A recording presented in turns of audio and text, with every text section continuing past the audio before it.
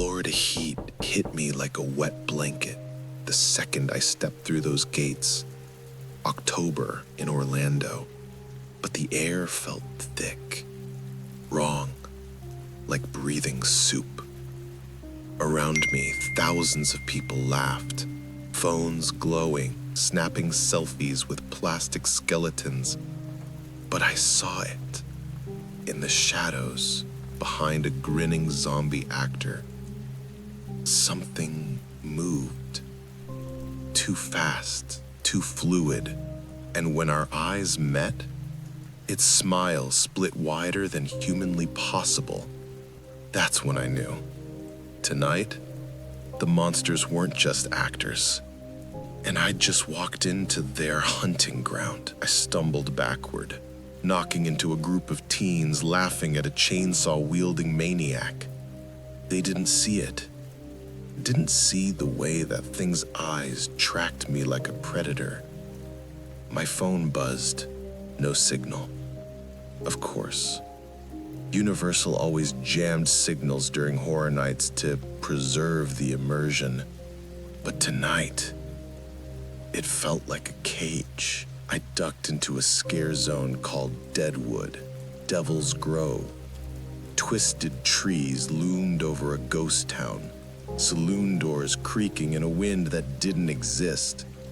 Actors in cowboy zombie gear lunged from windows, but my eyes locked at a figure at the end of the street. He stood perfectly still, dressed like a 19th century preacher, face hidden under a wide-brimmed hat. Unlike the others, he didn't snarl or lunge. He just watched. As I shuffled closer, the crowd's noise faded. The air turned ice cold around me, a sudden pocket of winter in the Florida night. My breath fogged. The preacher tilted his head. "You shouldn't have come," he whispered, though his lips didn't move.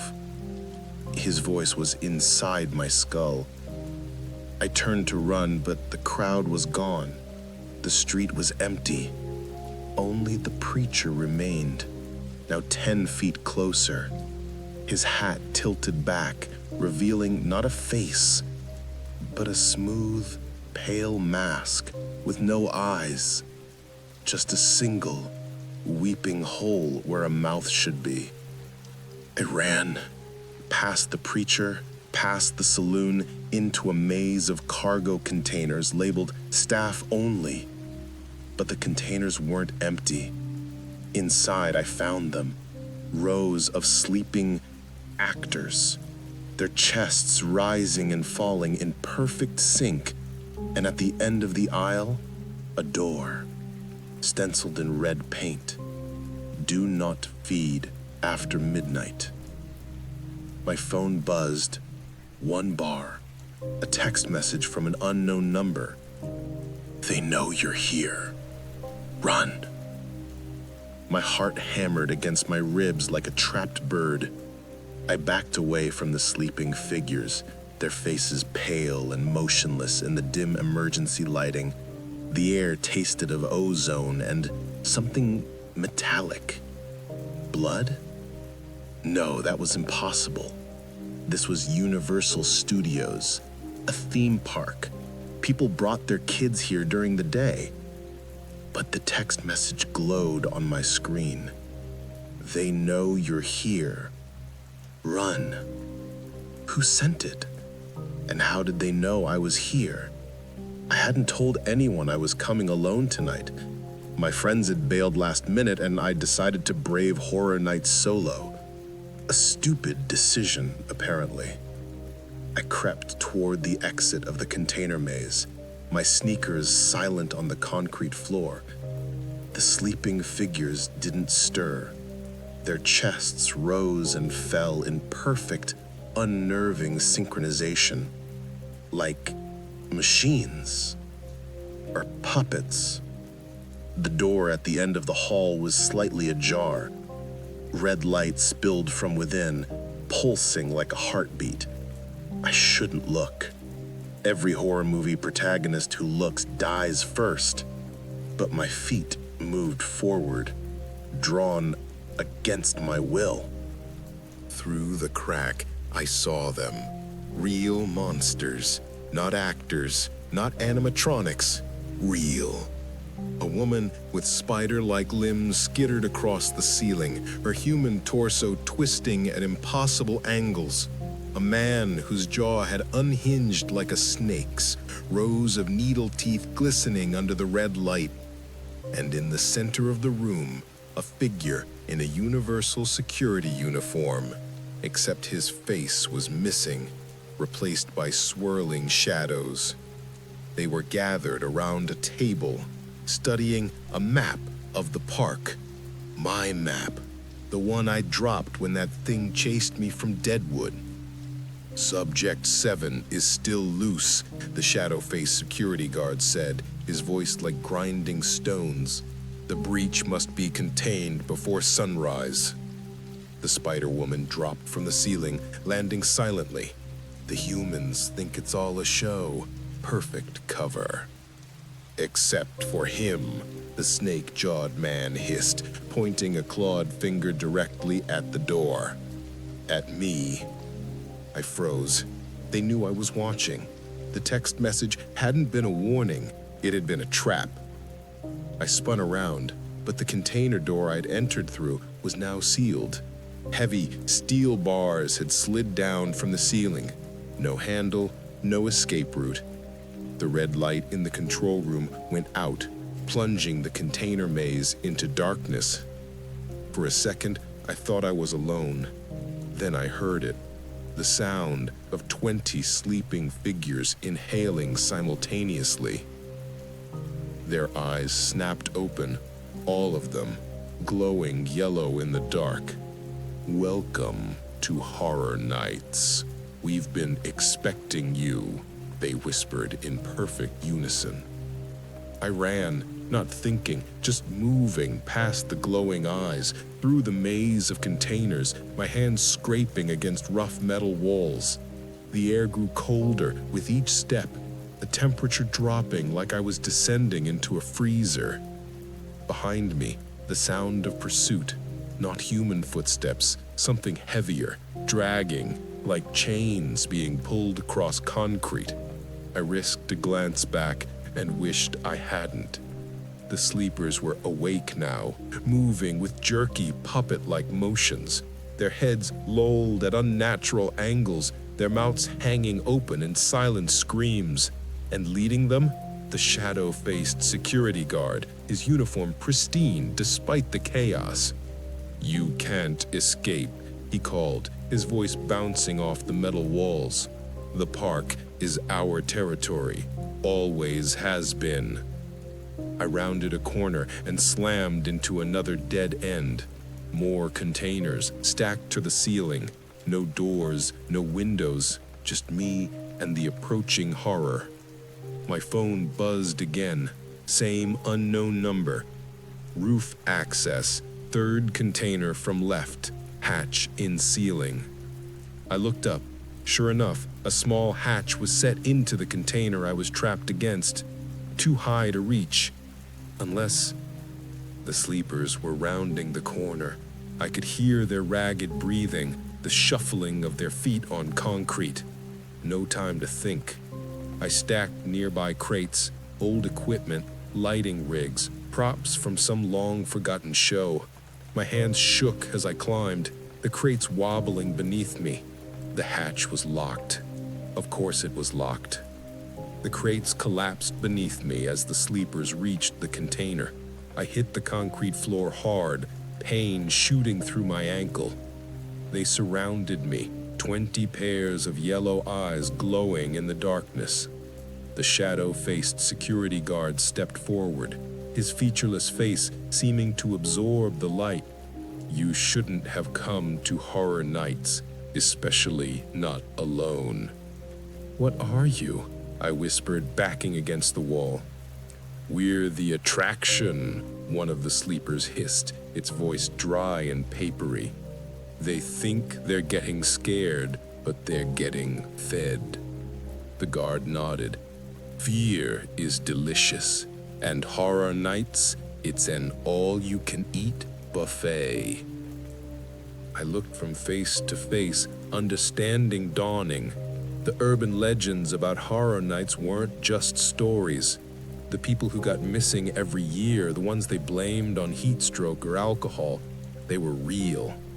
The park really was haunted. Why me? I asked, my voice trembling.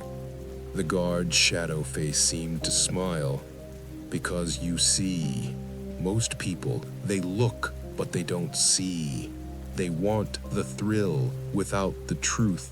But you, he tilted his head, you've always seen too much, even as a child. My blood ran cold. How could he know that? The nightmares I'd had as a kid, the shadows in my closet, the thing I'd seen in the mirror that one time? Yes, the guard said, as if reading my mind. We've been watching you for a long time, waiting for you to come to us. The sleepers tensed, their yellow eyes darting toward the sound. The guard's shadow face twisted in what looked like annoyance. The park is closing, he snarled. We're out of time. He turned back to me.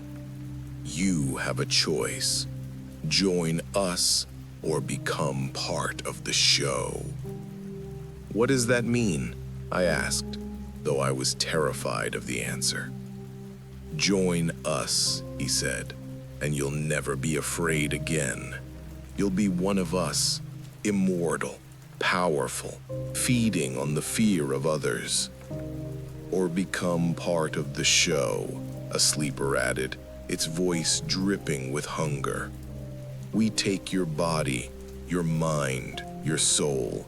You become one of our attractions, trapped forever, reliving your worst nightmares every night for the amusement of others.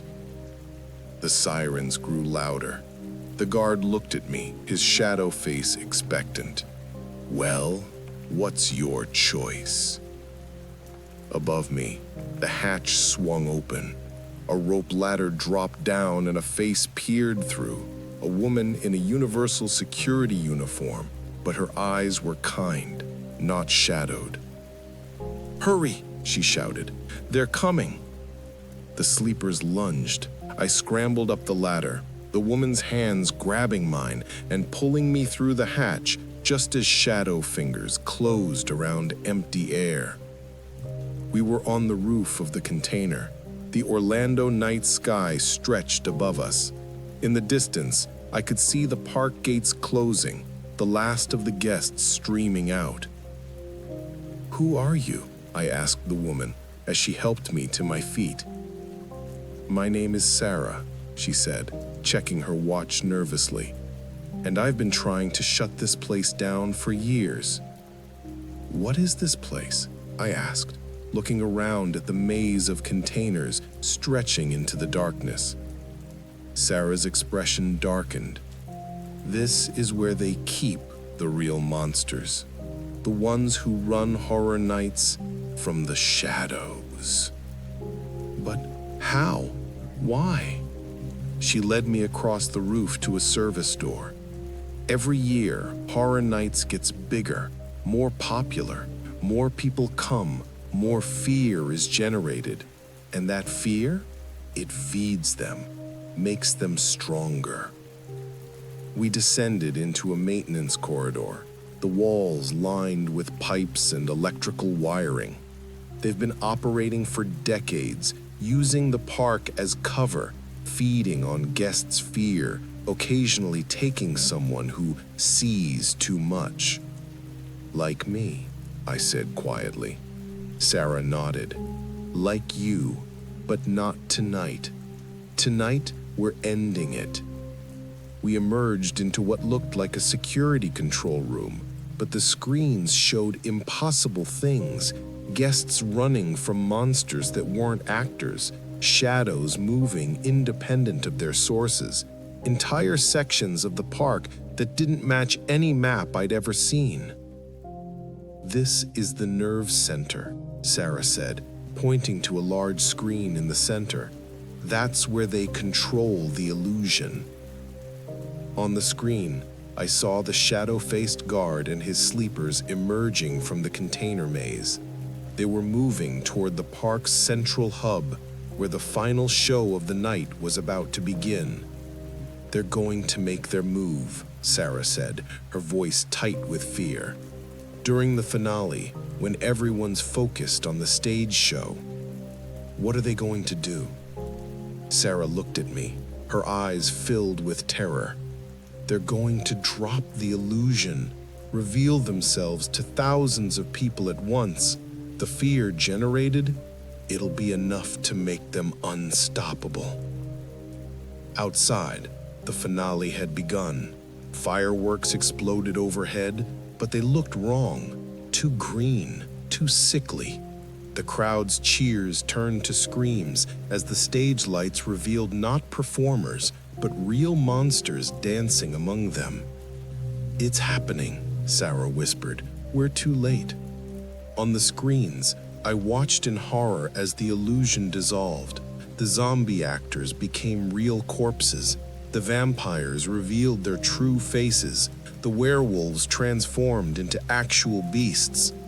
And in the center of it all, the shadow-faced guard raised his hands, drawing power from the crowd's terror.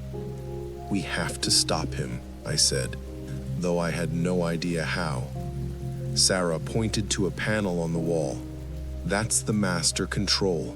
If we can overload it, we might be able to disrupt their power source." "What power source?" She looked at me, her expression grim. "The park itself.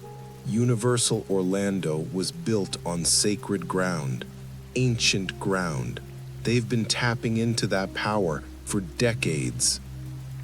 I approached the panel, my hands shaking. "What do I do?" "Pull the emergency levers," Sarah said. "All three at once. It'll cause a system-wide failure. Should disrupt the connection long enough for us to get out and warn people." Too late. The control room door burst open, and the shadow-faced guard stood there, his sleepers fanning out behind him. "Going somewhere?" he asked, his voice like grinding stones. Sarah stepped in front of me. "Leave him alone. Your fight is with me." The guard laughed, a dry, rattling sound. "Our fight is with anyone who stands in our way. And you, Sarah, you've been a thorn in our side for too long." He raised his hand, and shadows coalesced around it, forming a blade of pure darkness. "Time to end this." Sarah didn't flinch. "Not today." She turned to me. "Now, pull the levers." I lunged for the control panel, my fingers closing around the three emergency levers. Behind me, I heard Sarah cry out as the shadow blade struck her. "No!" I screamed, pulling the levers with all my strength. The control room erupted in chaos. Sparks flew from panels, screens flickered and died. The lights exploded in showers of glass. The shadow-faced guard howled in rage as his form flickered, becoming transparent. "What have you done?" he snarled, advancing on me despite the chaos. Sarah, bleeding but still standing, grabbed my arm. "Run! Get out of here! Tell everyone!" I didn't need to be told twice. I sprinted past the guard, who was struggling to maintain his form as the power fluctuated around him. The sleepers were collapsing, their bodies going limp as their connection was severed. I burst through a service door into the night air, the sounds of chaos following me. The park was in full meltdown, guests running in terror, real monsters howling in rage, emergency lights flashing everywhere. I watched in stunned silence as the truth began to spread. The urban legends were real. The conspiracy theories were true. Halloween Horror Nights wasn't just a show, it was a hunting ground. My phone buzzed, unknown number again. They're still out there, and they know you can see them. Run, far away, and never come back. I looked up at the park, now surrounded by police and emergency vehicles. In the distance, I could see the shadow-faced guard watching me from the roof of the Horror Nights control building. Even from here, I could feel his hate, his promise of revenge. I turned and walked into the night, leaving the chaos behind me. But I knew I couldn't really leave. Not anymore. I'd seen the truth, and the truth had seen me. As I disappeared into the Orlando night, I heard one final sound. Carried on the wind, the shadow-faced guard's voice, whispering directly in my mind. "See you next Halloween."